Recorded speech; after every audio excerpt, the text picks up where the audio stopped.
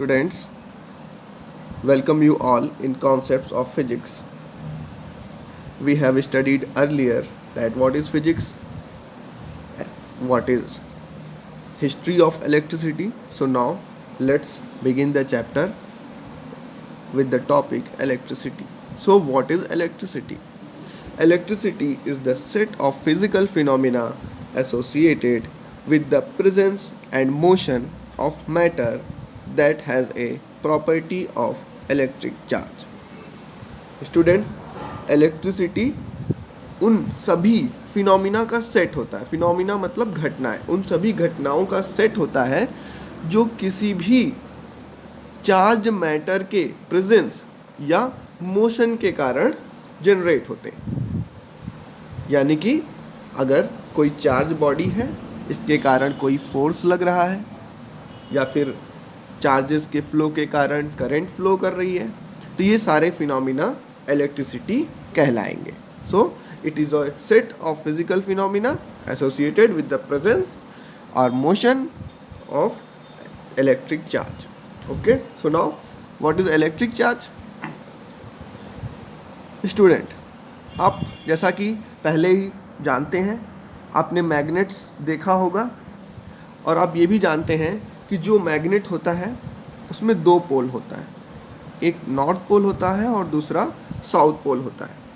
अगर किसी मैग्नेट को किसी दूसरे मैग्नेट के पास हम ले जाते हैं और इनके सिमिलर पोल्स एक तरफ होते हैं, तो इन दोनों मैग्नेट्स के बीच में रिपल्सिव फोर्स लगता है. इस फिनोमिना को आप ऑब्जर्व कर चुके होंगे. या फिर अगर दो मैग्नेट्स को हम पास में ले आए और इनके पोल्स अपोजिट पोल्स एक तरफ हो, तो क्या होता है? अगर इनके अपोजिट पोल्स एक तरफ हैं तो हम यहाँ पे देख सकते हैं, सपोज दैट इस तरह से हमने मैग्नेट को रखा है, तो हम देखते हैं कि दोनों मैग्नेट एक दूसरे को अट्रैक्ट करते हैं. तो यहाँ पे ये फिनोमिना हम ऑब्जर्व कर चुके हैं. तो due to presence of magnet हम देखते हैं कि एक तरह का मैग्नेटिक फोर्स लग रहा है, जो कि सिमिलर पोल्स में अपोजिट डायरेक्शन में लग रहा है, यानी रिपेल कर रहा है सिमिलर पोल्स को और अपोजिट पोल्स को अट्रैक्ट कर रहा है. ठीक इसी तरह से जब हमारे चार्ज प्रेजेंट होते हैं किसी भी जगह पे, ऐसे ही हमारे चार्ज भी होते हैं बिल्कुल इसी तरह के. जब दो सिमिलर चार्जेस एक जगह पे प्रेजेंट होते हैं तो ये एक दूसरे को रिपेल करते हैं. सपोज दैट दो सिमिलर चार्जेस हैं, पॉजिटिव और पॉजिटिव, तो ये एक दूसरे को रिपेल करेंगे. जबकि अगर दो चार्जेस हैं जो कि अपोजिट इन नेचर है, एक चार्ज पॉजिटिव है और दूसरा चार्ज नेगेटिव है, तो ये एक दूसरे को अट्रैक्ट करेंगे. तो यहाँ पर भी एक फोर्स लगेगा. जैसे due to magnets magnetic force लगता था, उसी तरह से due to electric charges electrostatic force इसके बीच में लगेगा. So how can we define electric charge? जो अभी मैंने आपको फिनोमिना बताया है, इसी के बेसिस पे हम इलेक्ट्रिक चार्ज को डिफाइन कर सकते हैं. Electric charge is an intrinsic property. Electric charge is an intrinsic property of elementary particles. Elementary particles क्या होते हैं? जैसे हमारा इलेक्ट्रॉन, प्रोटॉन, ये सारे पार्टिकल्स एलिमेंट्री पार्टिकल्स कहलाते हैं.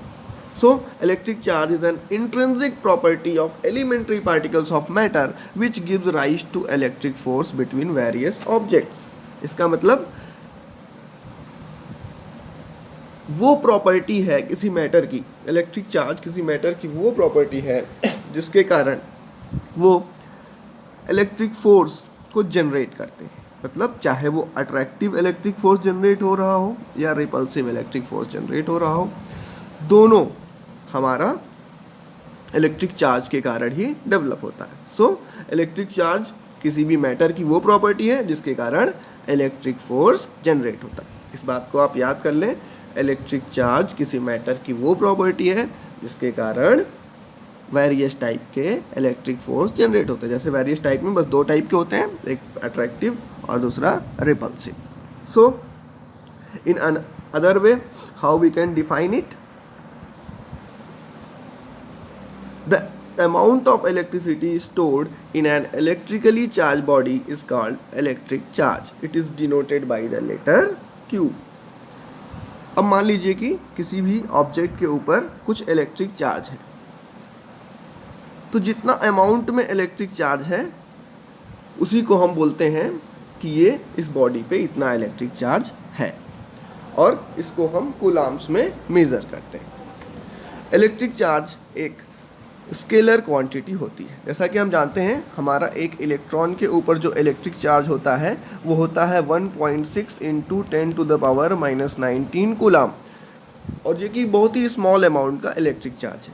किसी भी बॉडी पे चार्ज या तो इलेक्ट्रॉन की प्रेजेंस के कारण होता है या इलेक्ट्रॉन की डिफिशियंसी के कारण। मतलब अगर आपकी कोई बॉडी है, इस पर हम इलेक्ट्रॉन डाल दें तो इस पर चार्ज आ जाएगा, या फिर अगर किसी बॉडी से इलेक्ट्रॉन को निकाल दें तो भी इस पे चार्ज आ जाएगा। अगर हम किसी बॉडी पे इलेक्ट्रॉन को डालते हैं तो उस पे निगेटिव चार्ज आ जाता है, और अगर हम किसी बॉडी से इलेक्ट्रॉन को निकालते हैं तो उस पे पॉजिटिव चार्ज आ जाता है। सपोज दैट ये हमारी बॉडी है, इससे हमने कई इलेक्ट्रॉन को बाहर निकाल लिया तो इस पे हमारा पॉजिटिव चार्ज डेवलप हो जाएगा, और अगर किसी बॉडी में हमने इलेक्ट्रॉन को डाल दिया तो इस पे नेगेटिव चार्ज आ जाएगा।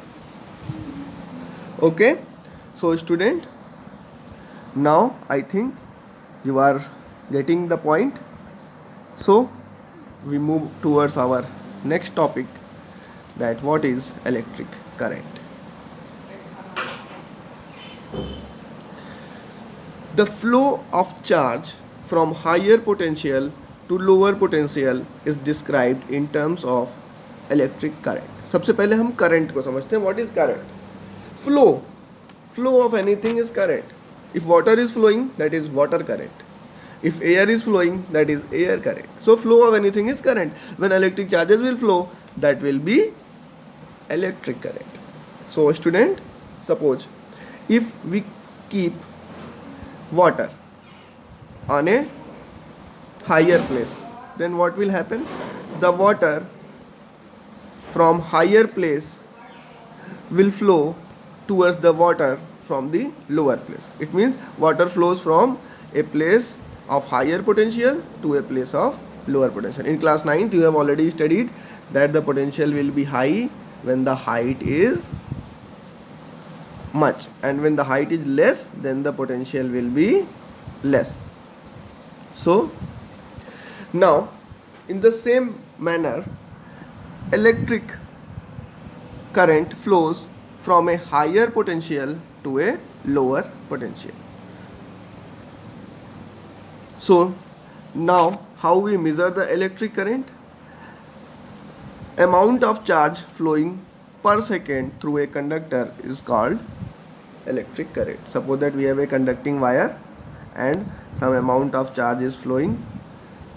We have a conducting wire and some amount of charge flowing. It means when we are saying that charge is flowing, it means always due to only electrons. Okay, so and we take the direction of electric current in the opposite direction of electron. If electron is flowing in that direction, we take our current is flowing in this direction. The flow of current is in the opposite direction of the flow of electrons. Always we will use this thing, so don't mess up with these things. Again, when electrons is flowing towards higher potential to lower potential, from higher potential to lower potential, that will be known as electric current.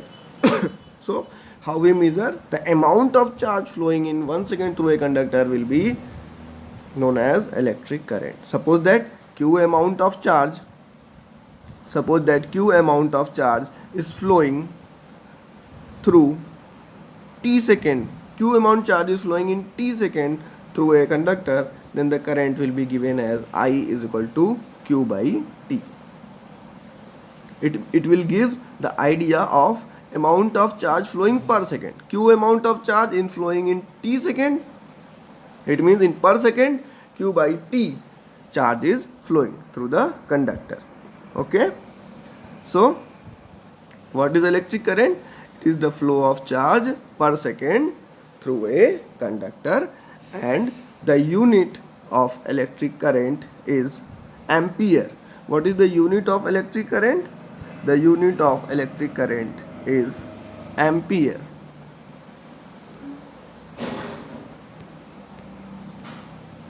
And it is denoted by A, capital A. Ampere is denoted by capital A, and it is one of the fundamental units. So student, in this video that's all we have in this video. Now we will meet in our next video. Till then, take care. Bye.